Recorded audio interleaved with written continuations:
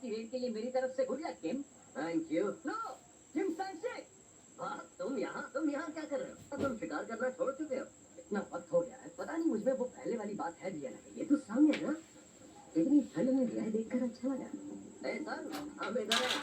यहाँ आने से पहले कुछ खाकर तो आए हो ना। ये क्या चक्कर है? ये कोई बड़ी तो है क्या? से हम दुनिया का सबसे कमजोर हंटर बुलाते हैं। बी रैंक की मामूली से लड़ाई ने इसे हॉस्पिटल पहुंचा दिया। अच्छा, अब समझा। इतनी जोर से बात करोगे तो वो सुन लेगा। अब तो सुन लिया। जूही, तुम एक बार फिर से साथ काम करें। तुम्हारी चीजों को क्या है? यार तुम अपना ध्यान रखना कब सीखोगे? कोई सी रैंक की तो पार्टी को तक नहीं खा लेगा। कहाँ से ऊंची रैंक वाले हंटर्स थे तो किसी ने भी ध्यान कुछ। इनका हमारे साथ होना गर्व की बात है। चलो आगे बढ़े।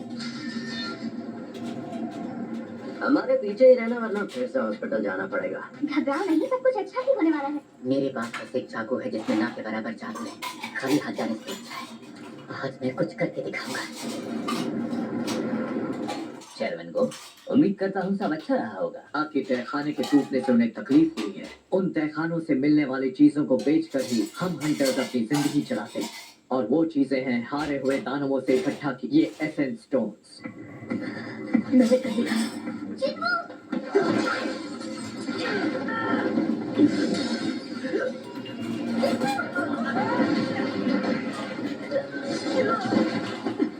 जूही, तुम सबसे साथ रहो।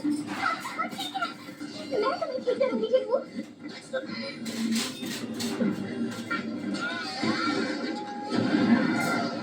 एसेंस स्टोन सिर्फ ऊंची रैंक के दानवों से हासिल किया जा सकता है। अमाना क्रिस्टल जिसे सिर्फ तहखाने से ही इकट्ठा किया जा सकता है। ये नए पावर सोर्स की तरह है। हवा और जमीन की गर्मी से कहीं ज्यादा कारगर है। ये साफ सुथरी एनर्जी का जरिया है।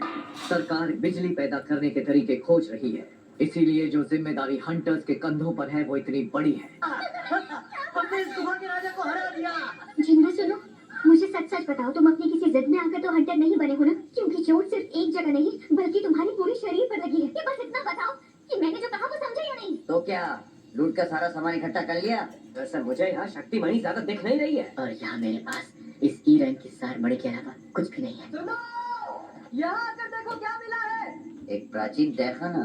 ने गुफा के राजा को तो मार दिया, पर लगता नहीं कि ये बंद होने वाली है। ये अंदर हमें लूट का और भी सामान मिल सकता है। हम हंटर्स एसोसिएशन के आदेश का इंतजार कर। आपको नहीं लगता तब तक नए लोग आकर सारा सामान लेकर चले जाएंगे? आखिर इसकी क्या जरूरत है? वैसे भी रूल्स तोड़ने के लिए तो बनाए जाते हैं। इसमें हम सब के लिए खतरा है, तो क्यों ना वोट से फैसला किया जाए? मैं राजी नहीं हूँ।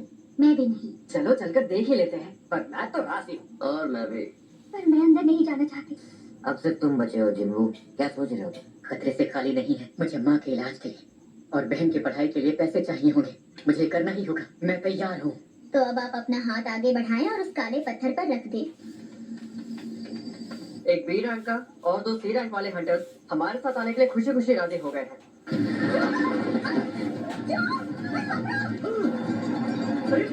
मरना चाहती हो क्या?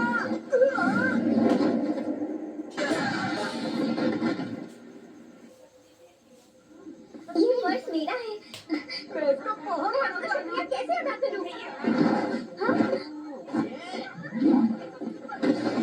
गुफा का दरवाजा राजा के मरने के 1 घंटे तक बंद नहीं होता। मुझे माफ करना कि मैंने अपना वोट हाँ में दिया। तुम कहीं मुझसे नाराज तो नहीं हो ना? तुम्हें क्या लगता नहीं होना चाहिए? मैंने कितनी मुश्किलों से तुम्हारे हाथों को और पैरों को ठीक किया है। कि तुम्हें क्या पड़ी है? मुझे माफ करना।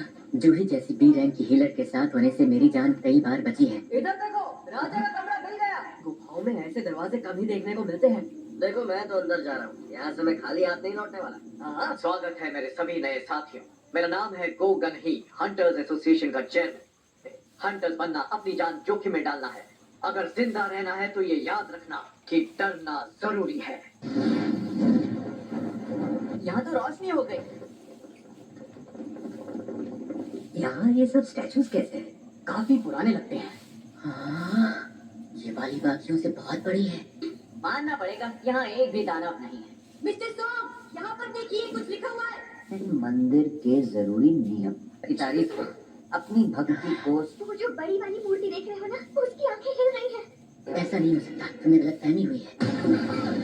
अरे ये दरवाजा तो बंद हो गया। हम सब यहाँ कैद हो गए हैं।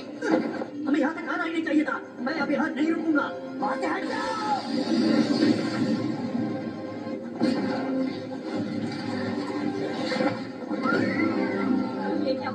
जो इंसान अभी मरा है, क्या वो डी रैंक का हंटर था? फिर भी वो एक झटके में, एक पल में मारा गया। इस तहखाने को डी रैंक का होना चाहिए था।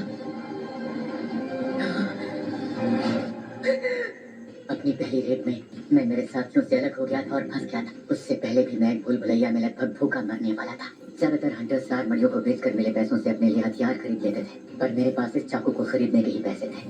और वो नौकरियां थी जिनमें जान जाने का खतरा था और जोखिम इनाम से ज्यादा था। आंखें खुली रखी और हमेशा मौकों की तलाश में लगा रहा।